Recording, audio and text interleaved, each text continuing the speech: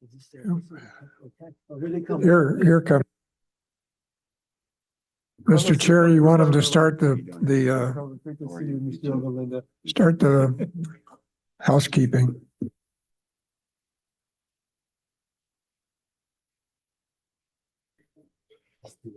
Can we start housekeeping, please? Thank you for participating in today's meeting. Please do not connect to Zoom or teleconference while in the room, and please silence all devices. Click on the globe at the bottom of your screen to select either English or Spanish. Public comment will be taken after each item. If you are in the auditorium and wish to comment, please use the iPads located in the lobby. For meetings in other locations, please complete a blue speaker card and provide it to a South Coast AQMD employee. Speakers may be limited to a total of 3 minutes or less for all agenda items, and times may be shortened to ensure all speakers can be heard. A countdown timer will be displayed on the screen for each public comment. Word time will be allotted for Spanish translation that is not simultaneous. For questions or issues on public comment, please call the public advisor at 909-396-3247. That's 909-396-3247. Please adhere to the speaker time limit and treat others with courtesy, civility, and respect. Failure to do so can result in your mic being muted or you being removed from the meeting. Be aware that this meeting is being recorded. By participating, you are authorizing recording of audio and visual content presented during the live event and consent to subsequent use of the recording in the public domain by South Coast AQMD.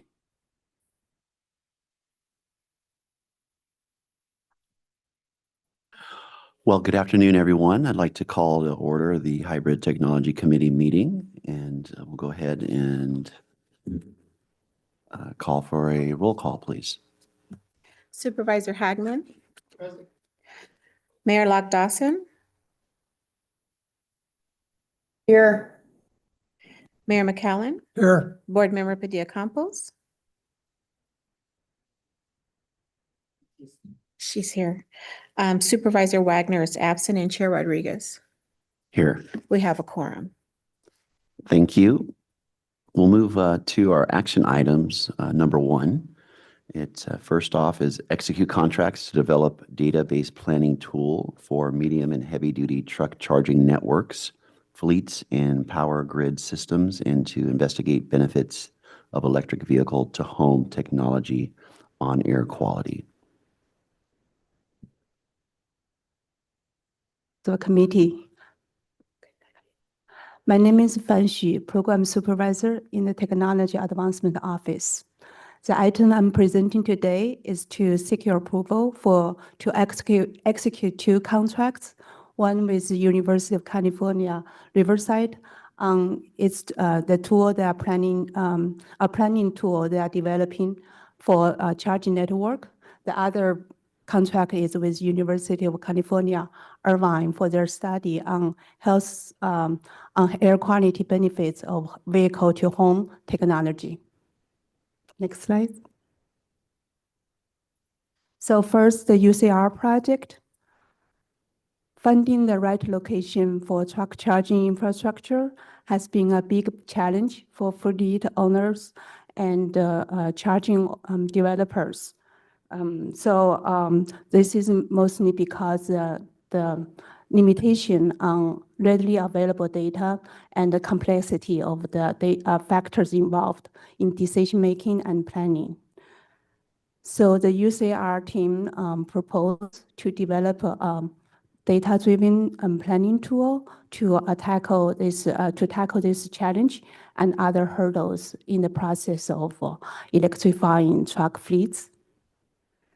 Build upon their previous effort, the UCR team will integrate a wide range of data in developing this tool, including grid data, truck traffic data, truck operation data, and others to allow a comprehensive evaluation and decision-making. So this tool will help on citing the infrastructure, charging infrastructure, assess the available power for charging sites, and provide optimal solutions for the battery electric truck operation. Those features will be organized into multiple modules in the tool.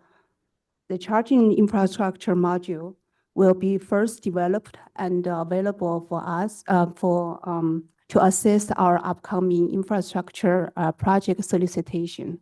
Other modules will be completed within 2-year timeframe. Next slide. So UCR project. So UCR study will focus on the vehicle-to-home technology. This technology enables battery electric vehicles to send the power from its battery to home. This V2H technology can supplement the power that might be produced by fossil fuel during peak hours, can also be used as alternative to traditional diesel generators during power outage. The UCI team has recently received funding from DOE for a case study on V2H technology in a local community. Leveraging the DOE funding, the UCI team proposes to conduct a study to analyze the emission reduction benefits from the V2H technology and for different use cases. Next slide. Regarding this resource impacts for each of those two projects, for the UCR project, the total budget for this project is $600,000, and the proposed funding from South Coast AQMD is $300,000, and the remaining 50% of the cost will be covered by UCR and M-Trans, the startup company of the UCR team. The UCI project has a total cost of $370,000. It is proposed to for the South Coast AQMD funding of $220,000, and rest will be covered by UCI and the DOE funding. Next slide. So the recommended actions are to authorize the EO to execute a contract with UCR to develop this tool in amount of not exceed $300,000 from Clean Fuels Fund, and to execute the contract with UCI in amount of $220,000 from Clean Fuels Fund. That concludes my presentation. I'm happy to take any questions. Well, thank you for the staff report, and just wanted to ask if there's any questions, colleagues, supervisor. Thank you, Mr. Chair. Wayne and staff, this is a great topic, very supportive of it, but I think it's narrower than maybe you can have some discussions. I went on behalf of SCAG to Dubai a few weeks ago, and the whole conference was vehicles to everything, not vehicles to home. And what it was is actually how to communicate with traffic signals and get the data from those. And they had a whole bunch of studies showing it brings down emissions if you keep the vehicles going at a steady pace versus the stops and starts and stuff like that. So I'm just wondering, can we expand their role and look at different things and piggyback on some of that information that's already existing out there? Yeah, that's an important technology you're looking at and you're mentioning. So what you're referring to is basically a lot of telematics, so the vehicles communicate with each other and with the signals. Yeah, I've learned all these new terms: vehicle to vehicle, vehicle to homes, but this is vehicle to everything. So the sensors, like, hey, the stoplight 4 miles up, now all the vehicles that are communicating with each other are now reducing the speed by 2 miles per hour. So when they hit it, it's green, or speeding up by a little bit. But it's more of what we could do on the infrastructure as cities and governments. How do we put the technology in there so these smart vehicles like are coming out can actually utilize? And the people on the panel are much smarter than I am in this, but they did a lot of study, including Department of Transportation. And I forgot to bring this up, but the head of this for Department of Transportation was also on the panel. He was at the conference. I told him about the role here at AQMD and SCAG. He says he would love to do a pilot project on this. So I think there's additional funds out there to look after. But the vehicle to home is basically you're buying energy, hopefully in off-peak, and selling it back to your home during peak in place of a battery. That may help on the global scale somewhat. But this, they said 30-some-odd% reduction in emissions the smart vehicles, if we're able to time the lights and keep traffic moving without starts and stops. Yeah, if you send them our way, we'd be happy to talk to them. That's very interesting. Yeah, thank you. Thank you for sharing those insights from Dubai. It's great to see about how that information might be helpful and what we're working on here. Mayor Lock Dawson, good afternoon. Hi, good afternoon, everybody. Hope everyone's well. Supervisor Hagman, I think that the RCTC in Riverside County is doing a pilot program down in South County, just FYI. So maybe Aaron wants to contact them and, just see if it's similar to the stuff you're talking about. But they're doing something similar in a very small stretch of the 15 down there. But that wasn't my comment. My question was for staff I missed it, I think. I think I heard you say, how long is the UCR study going to take? And if you could perhaps put up the map to show the breadth of where they're doing it again? So the UCR project, they have already have a foundation of the study, and right now they are building this into a software. And the first module, which is mainly for the infrastructure siting, that will be completed next year. Within the next 2 years, they are going to finish like the first version of the software, which will be also for other modules, including the truck operation and trucks battery size selection and grid capacity evaluation. Okay, you're talking about UC Riverside's, right? That's what I said? Yeah. UC Irvine's, okay. I think I misunderstood that. All right, and then the extent of the area they're looking at? Can you just even describe it? Or I saw you had a little map up there, but I didn't know where that was going. Yeah. So, the module that, or the tool that will be first focused on our Southern California area, and the team is planning to expand this tool for a wider area, maybe in the entire nation. Yeah. Mayor, I just want to add that we're hoping to get this tool available early next year for at least the site selection, to help with the site selections, because we'd like to have the station developers use this as part of our CPRG process as we implement that grant next year. Okay.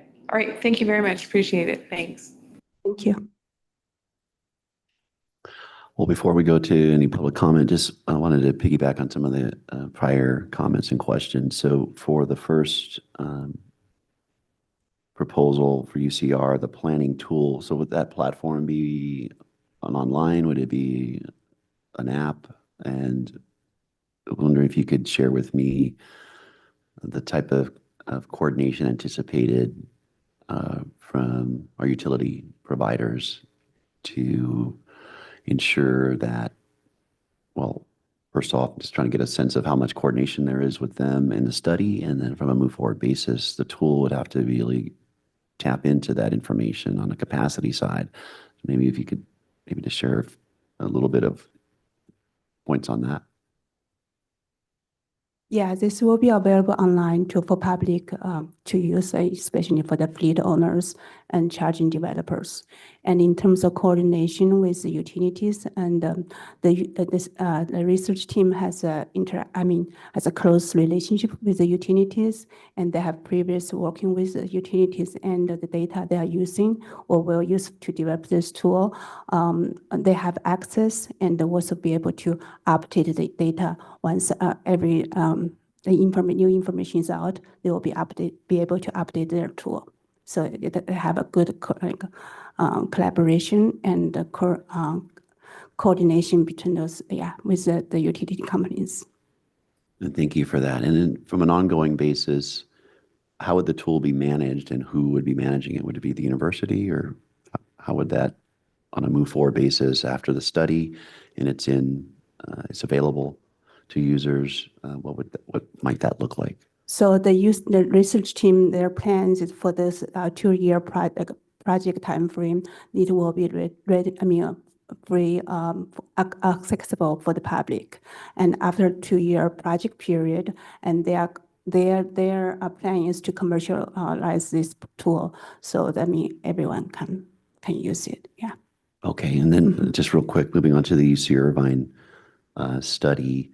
Can you share those participating, those who would be involved with the study?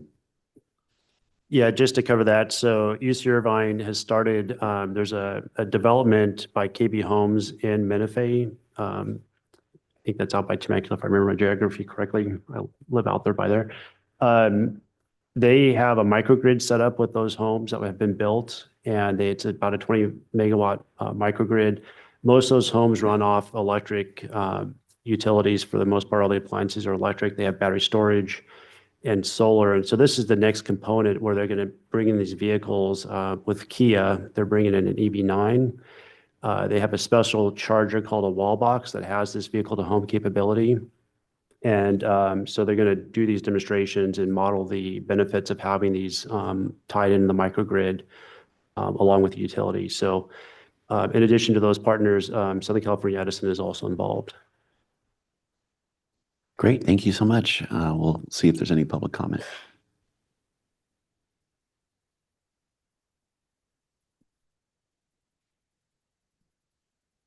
I don't see any public comment online or in the room.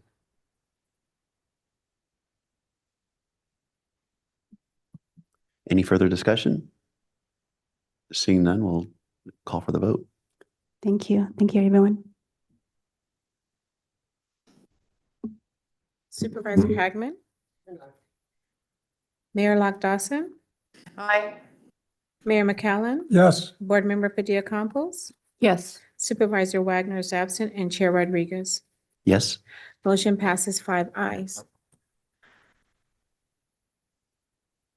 we'll move on to item 2, and just as an aside to those 2 items, it'd be great to receive a periodic update on how those studies are going when appropriate. Love to hear about how things are going, maybe first quarter or mid next year. Just look forward to hearing about something before the studies are completed. It'd be great to hear about the progress. Thank you. Item 2, expand the purpose of LADWP Settlement Projects Fund and recognize funds, execute contracts for electrification projects at Los Angeles Zoo, and reimburse general fund for project administrative costs. We have a staff report. Good Hello. afternoon, Chair and members of the committee. My name is Nicole Silva. I'm a program supervisor for the Technology Advancement Office, and I'll be presenting this item that the chair just read. So next slide.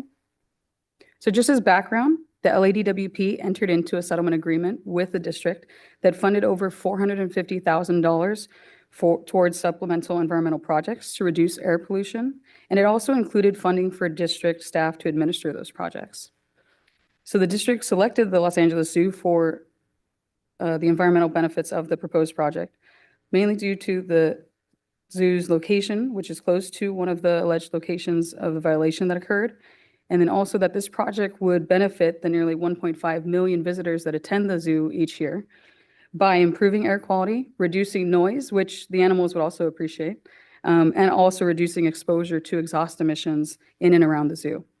And so implementation of this project would showcase our technology advancement programs to replace older equipment, especially with off-road zero emission technologies. Next slide, please.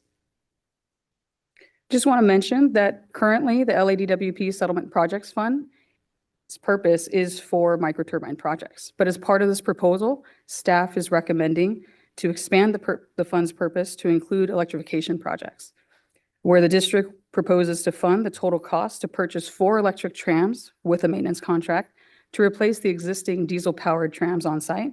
And it would also purchase 2 electric utility maintenance vehicles and electric lawn and garden equipment to support the LA Zoo's operational needs. Next slide, please.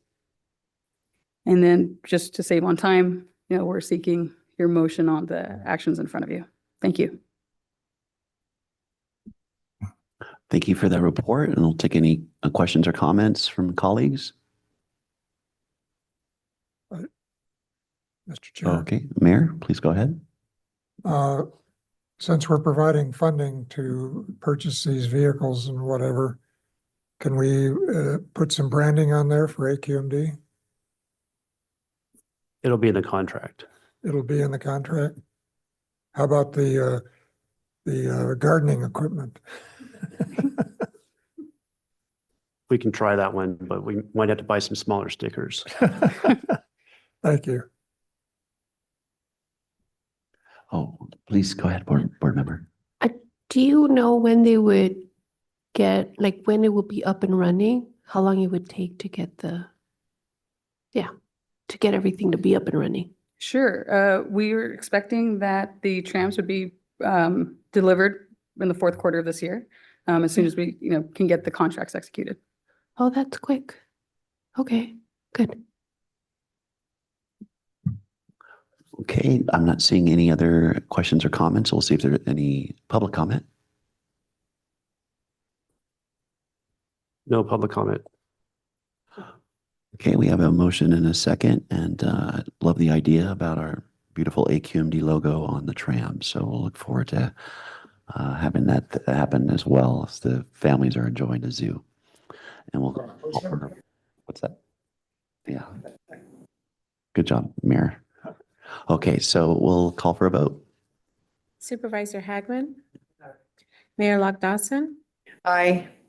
Mayor McCallum. Yes, Board Member Padilla-Campos. Yes. Supervisor Wagner is absent and Chair Rodriguez. Yes. Motion passes 5 ayes. Again, looking forward to updates on how that's all coming along and seeing what we can do to highlight that in the future. Thank you.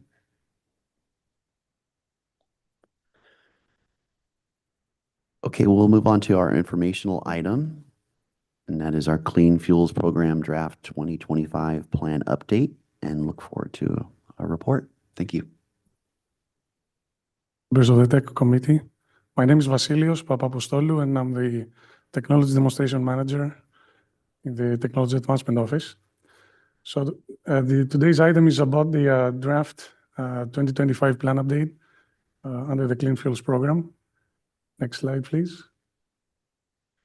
So very quickly, this is a little bit of a background. You've probably heard it before. Program was established, the fund was established back in 1988. It's been 36 years. The takeaway from this is since inception, $269 million from the Clean Fuels Fund have funded clean technology projects to do research and development, early deployment, and demonstration work. So over the years, the fund has supported different stages of the technologies, ranging from design, engineering, manufacturing under the development phase, all the way to early deployment, all pre-commercial. And then once the technology is ready to be commercialized, then we have the incentives programs and regulation kicking in to help penetrate the market and go at scale with those technologies. So the Clean Fuels program is being revised annually to reflect technology priorities and how things are moving on the clean technology side of things. Next slide, please. So to put that into perspective in terms of air quality, in order to be in attainment for ozone under the federal standard, we need to reduce NOx emissions by 83% as indicated in the 2022 Air Quality Management Plan. So the 2018 70 ppb of ozone to be, in order for it to be achieved by 2037, we have to have a NOx emission reduction by 83%. And as you can see there on the bar graph, a good amount of those emissions are coming from heavy duty trucks and also off-road mobile equipment and technology. And so the Clean Fuels Fund program works towards replacing those technologies with clean technologies to be able to get to that standard. Next slide, please. So over time, as we mentioned, the key technical areas that the Clean Fuels Fund is looking at are being revised and adapted to reflect what is going on right now in the market, what the OEMs are looking at, and overall, how we all collectively are looking at how we can accelerate the transition to clean technologies. So briefly, key technical areas these days include, among others, charging and fueling infrastructure, to support medium and heavy duty trucks and equipment replacement, zero emissions replacing diesel. Also, microgrid technologies that will be used to support charging and fueling infrastructure that cannot be connected to the grid, or also solutions that connect to the grid and further support the entire system. And there's also a workforce training and development focus as we move forward. So there is a lot of work done by a number of different entities and institutions in training personnel and technicians so that they can come out and be able to help with all of this transition moving forward. Next slide. So in our draft 2025 Clean Fuels Plan update, we have some key proposed projects. And basically, this is just the titles or the categories of those projects. Deployment, of course, of medium heavy-duty trucks and infrastructure. Deployment of, as you heard earlier, of data-based energy and planning management tools to be able to understand and forecast what the needs will be in terms of the tracks, zero-emission tracks, the grid capacity and requirements there. Also, innovative solutions to support zero-emission medium heavy-duty truck charging and hydrogen fueling, and also deployment of local hydrogen production and storage and distribution pathways. So these are some of the focus areas. As I said, this is a draft plan, and we are continuously working on it, and it will be ready in a few months, early next year, the final version of it. Next slide, please. So the draft distribution of funds under the clean fuels is shown on this pie chart here. So the draft proposal proposed amount coming from clean fuels is at $31 million. And that's of a total of $180 million total project costs. So we are looking to leverage $6 for every $1 funded through the Clean Fuels program. And if you see there, the green color, the zero emission infrastructure category, the battery electric technology in red, and then the hydrogen fuel cells technologies in blue, altogether comprise 52% of the distribution of the Clean Fuels funds. And those categories collectively and the rest are expected to contribute very significantly in the emissions, so in the reduction of NOx emissions in our region. Next slide, please. So looking at also what we proposed for this year, this running year, 2024, and what we're looking at for 2025, this is the comparison bar graph here, looking at all of the different categories, how they look for 2024 in blue, and how we are envisioning it for 2025 in green. So we have an increase in AQMD funding through the Clean Fuels program for some of the categories, and other categories the funds are transferred to 2025 with basically no change there. So zero emission infrastructure is showing like there's a decrease there because of a couple big grants that we were not awarded during this year. So that's why you are seeing that reduction there. But then we have increased funding for other categories, and we can see at the next slide, please. So increased funding for the battery electric hybrid technologies, medium heavy duty trucks, battery electric and hydrogen fuel cell. Stationary clean fuel technologies doesn't show as an increase in the bar graph, but and again, this is the draft proposal, so we will be looking at supporting that category even further as we speak. Health impact studies, it's going to be clean fuels support for the MATE 6 program implementation and all those efforts with that program. And then the technology assessment and transfer outreach category also includes the workforce training and development support that we are looking to provide. The zero emission infrastructure also includes a new subcategory, the grid readiness and energy management, That has to do with the tools that were earlier discussed, the vehicle to home and the other planning management tool. Next slide. And in closing, we will be looking to finalize the plan update in the next few months. We will be working closely with the advisory group, the team in Tech Demo, TAO collectively, and we will be coming back to the board in early 2025 with the final recommendation there.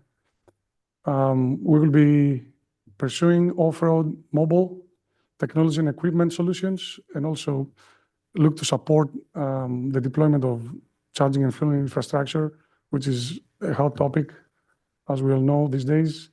And then, again, focus on workforce training and development support by the Clean Fuels Program. And that concludes my presentation. If there are any questions, thank you very much. Thank you for your presentation. I'll ask if there's any questions, Supervisor. Just a couple of comments. In all these different efforts, I know we're looking toward new technologies, and we all know that we needed to produce more energy and hydrogen, those type of things. We can get some quantitative numbers. That's one thing I can't seem to find on my own, is like in 20 years, we're going to need this much more energy production or this much more hydrogen production, those type of things. Do we know if maybe on the state level, they are working on those numbers? Well, I believe CEC on the electrical grid demand is working on that, but on the hydrogen, that's what Arches is doing. And Aaron and I, and we shared with you a call with the Arches program manager, Tyson Eckerly. And I think we have another call scheduled shortly with Arches to continue sort of advancing the discussion. But I recently met with the CEO of Arches, and she agreed to go over with us in detail a number of the projects where we hope to better coordinate our efforts with what Arches is trying to do. And he mentioned workforce training on this, and I just don't want to reduplicate some of the efforts other agencies are doing. Obviously, the counties have their workforce development departments, but also IREN for the Inland Empire, and I know LA County has a REN, and I believe Orange County's tied into that one. But they're spending their dollars on workforce training for green technologies as well. So maybe it's something we can coordinate and not duplicate some of the other efforts out there. Thank you. Thank you, Supervisor. Any other comments or questions? Mayor McCallum? Just a comment. If Arches is going to be presenting something to you on what their plans are, certainly a lot of us on this board are interested in that information too. I would hope it'd be passed on. I will do my best to make sure they know that. Just encourage them to know that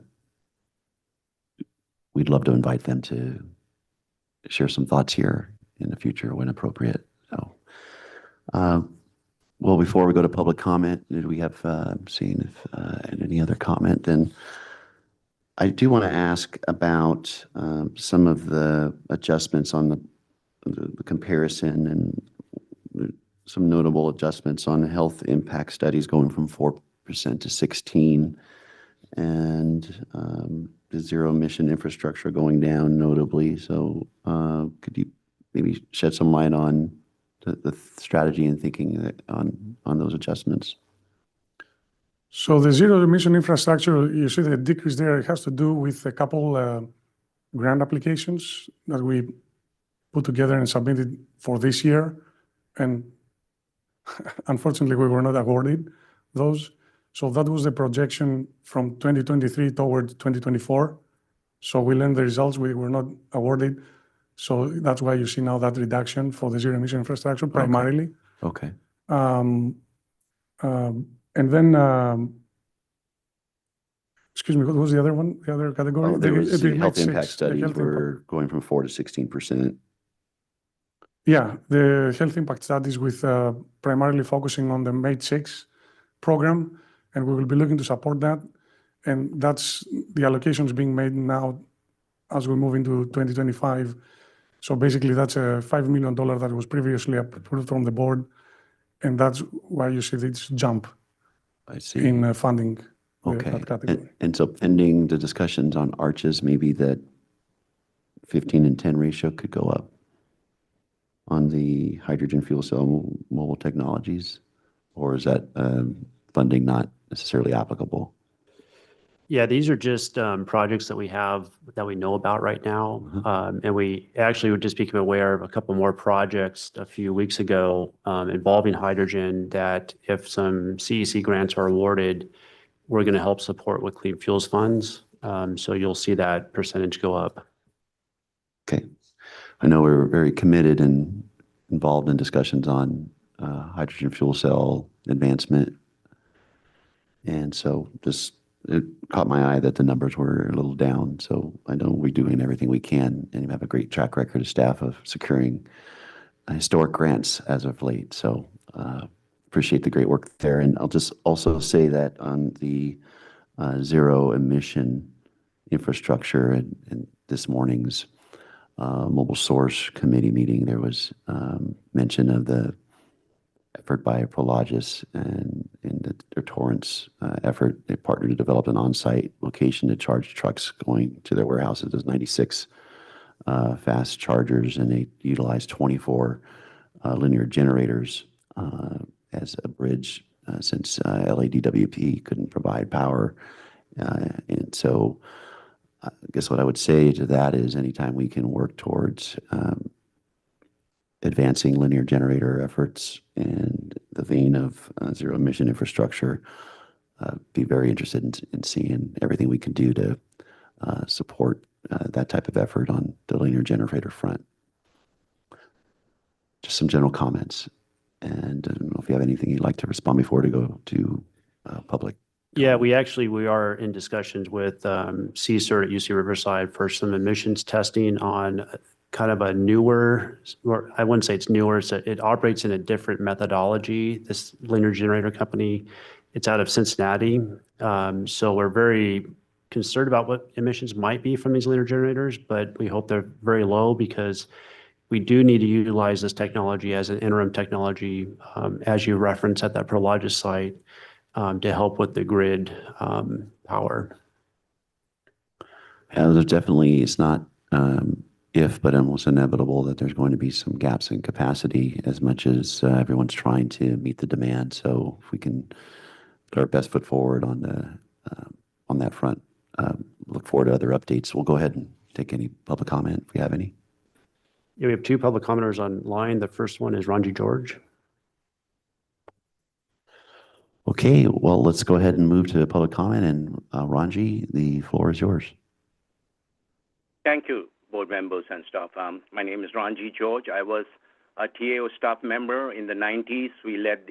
I had the personal honor of leading the zero emission technology frontier. We established the foundation from which now battery and electric and hydrogen has taken off worldwide. When we were doing the work, and I want to thank my bosses, Alan Lloyd, Jim Lenz, Hank Reeder, they supported the efforts to be leaders in this field, not just to follow the crowd. If the crowd says batteries, we'll just go batteries. No, we established natural gas, electric batteries, and fuel cells. Well, nobody was talking about it. And we changed the world perspective on this with the very little money we had. And now we are finding out in 2024, hydrogen budget has been slashed. But I mean, this is so disturbing. From 15 to 10, we are only giving 10%. Why can't we create projects? Why do we have to wait for grants? For example, Shell has discontinued their hydrogen stations, light duty. They are completely shuttered, and the truck stop at Ontario, I understand, is not working or not functioning. Why don't we get together with the other agencies to take over Shell or bring Shell to the negotiating table? Number one. Number two, customers with hydrogen cars are complaining they don't have much customer support from the fueling station operators like First Element and Hydrogen. There's no much response. why don't we make a committee to look into these complaints and address it? We did that. When we ran the program, we did that. And then why don't you have a lot more mobile refuelers, hydrogen? And one of the constraints is the hydrogen availability. But if we have mobile six mobile refuelers, we can address those gaps. Then thirdly, there's no mention here of battery recycle. If it was, I apologize, I missed it, but I don't see it. And hopefully you will have battery recycle funds for battery recycling, because let's say there are 100 trucks apparently with battery electric. That's 1 ton per truck. So we have 100 tons of batteries already coming to the wig. Where will this all go? It simply will be dropped in some EJ areas and we forget about it. We shouldn't. We should be addressing that. So these are some, and then I'll talk during my other public comment, but I want to address, please address the customer constraints, the light duty infrastructure, and please set aside more funds for hydrogen, not less. And batteries are just taking over again from hydrogen.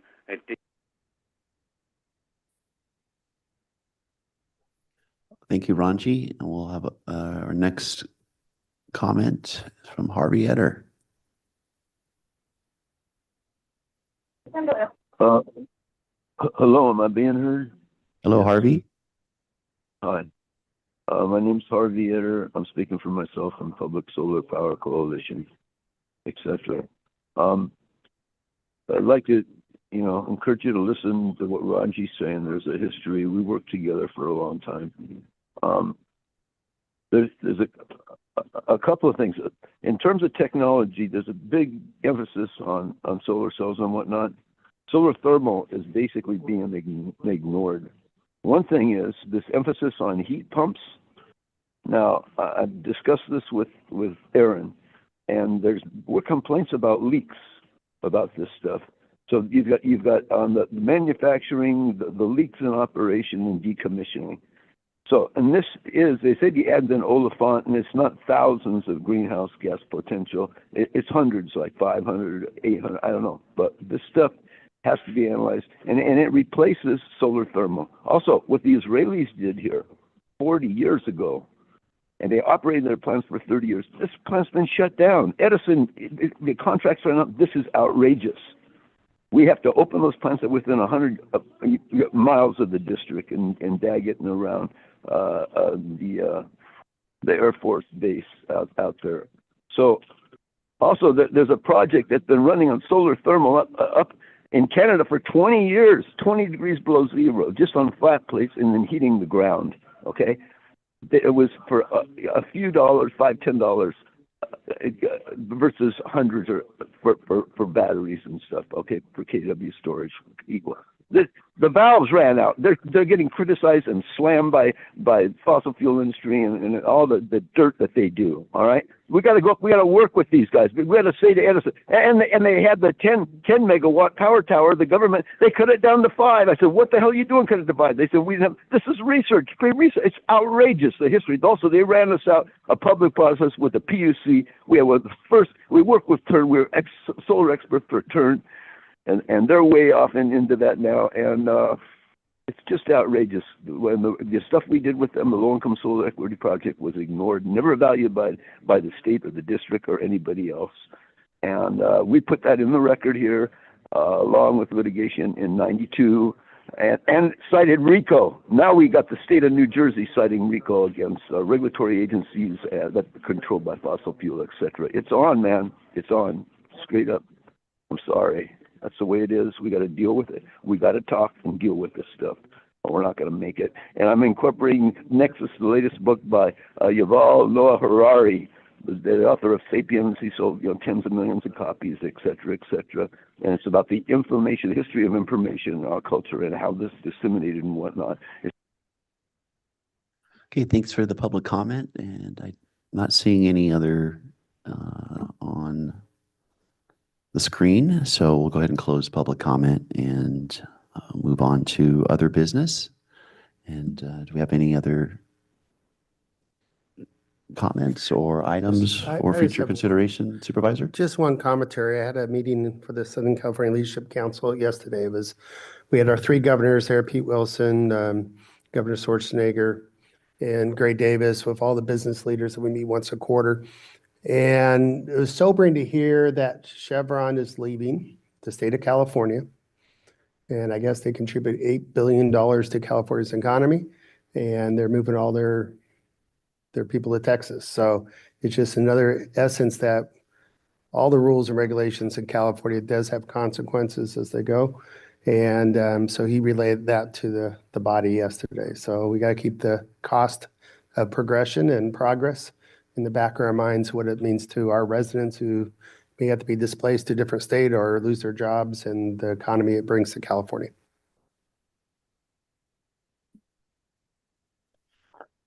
That's kind of a downer on a Friday there, Supervisor, but appreciate you sharing that. All kidding aside, any other comments or items for other business? Okay, thank you, and we'll move on to public comment period. Any additional public comments? Looks like we have two in the queue, and we'll start with Ranji George.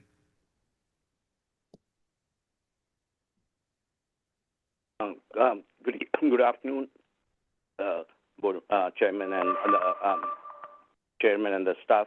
My name is Ranji George. I just want to make a comment, an ongoing comment about comparing battery technology to hydrogen. I've used the analogy of VHS technologies with Betamax.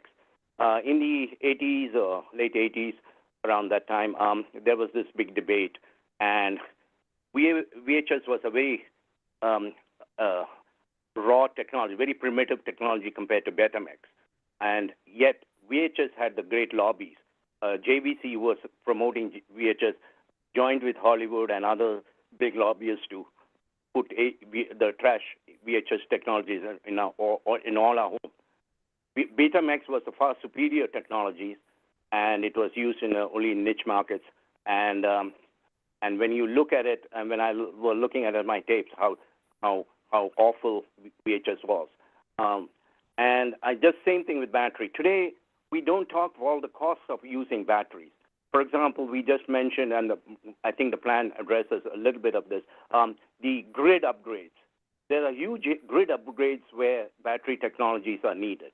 And who's going to pay for it? It's not the battery people, it's the general public has to pay for it. So those costs, social and private costs, have to be internalized with the batteries when you're comparing with hydrogen costs. People are concerned about the hydrogen costs of building the new stations, and it's a legitimate concern, but I argue our battery costs are not too far different. And then let's look also about battery recycling. In New York Times a couple of years ago, a company called Amprex in China put in $3 billion for battery recycling, $3 billion. So this is the kind of battery recycling costs we are looking at, and a lot more in California alone. So are we going to include it? Hydrogen will not have that kind of cost associated. So when we compare, again, to battery to hydrogen cost, let's put costs which are now shoved to the shadows and bring them out and do a cost comparison. And thirdly, look at the damage heavy-duty battery electric trucks will do through our roads and highways. Who's going to pay for that? Of course, every truck, if I am not mistaken, takes 1 ton of batteries in it. That's adding to the road repair. So somebody has to fix it. Again, those who are having these electric vehicles will not be paying for it, but the general public. So I urge you, when you're looking, when you compare the cost, to compare all the relevant costs. And then one final comment on the board member who mentioned about Shell. Please, sir, you know, in the past, we had lost a lot of manufacturing jobs, and we were, we had.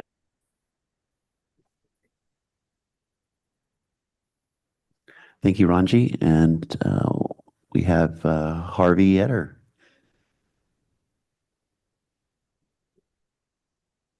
Hello, Harvey? Could I give 30 seconds to Ranji to let him finish his thought and then say something? No, we're going to move No. forward. Harvey, All with right, your. okay, all right, okay. And, Here we go, here we go. Okay, My Harvey. name, I'm being heard. Please try not to yell, I'm Harvey Harvey. Iser. Pardon? Please try not to I'm yell. speaking. Go ahead. When I'm not being heard, I get emotional. And you guys have purged this for a long time. Anyway, look, there's several things, okay? PM 2.5 kills 90%. All right, it goes right through your world, your circulates and whatnot to cancer, etc. All right? It's not considered a toxic under federal law. We have to get our legislative consultants, state and federal, to make it that way. And this has got to be changed immediately. The stuff's oriented towards PM10 and the MATES that's coming up.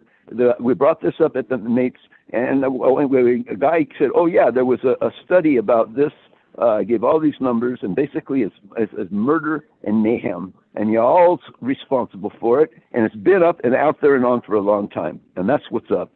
And and we're talking substantial amounts of deaths, really outrageous.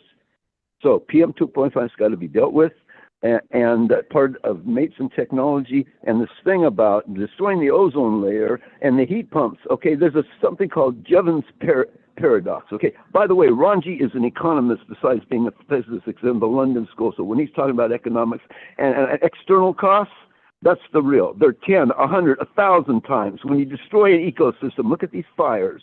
Look at what's happening. We have 52,000 deaths in California from 08 to 18. A study out of Dr. Scott is looking at this. And in 18, there were over 12,000 deaths in California. They only say 7,500 from all air emissions for the whole damn state. That was for 1 year, okay? This is really substantial, and this is the deaths. Half of the deaths mostly are coming from climate now for the world, and we're ignoring it, and we got to deal with this in tropical disease, whatnot. Okay, this is the real, and we got to deal and control issues, control decision making. For 617 communities, the 40% has to be brought up to 80, 90%. Bring in 5% for government industry.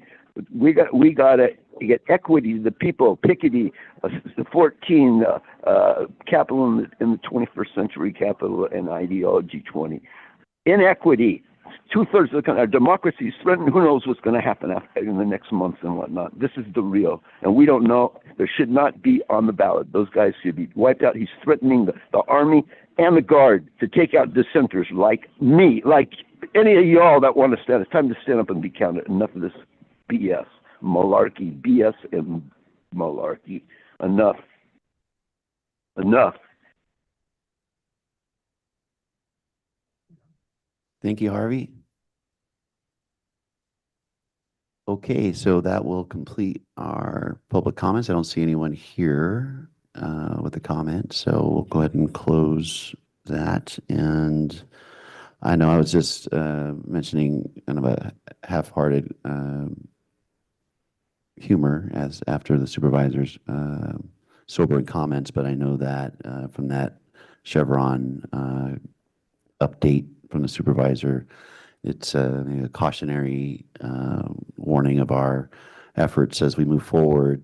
I don't think there's ever an intention by what we're doing to eradicate any aspect of the economy, and I'm looking forward to continuing to proceed with our staff and colleagues to look toward the best and brightest opportunities in technology to advance our goals, and also look at every opportunity to collaborate with our stakeholders, regardless of their perspective and views, to find a consensus to move our goals ahead. And I take just the example from the stationary source meeting where some more thought is being put into one of those key issues. And we also have other issues coming before us, such as discussions about the port. So we'll certainly look at that, Supervisor, through those lenses, I'm sure. With that, I'll say we'll schedule our next date on Friday, November 15th at noon, and wish everyone a great rest of the day and great weekend. Thank you. God bless.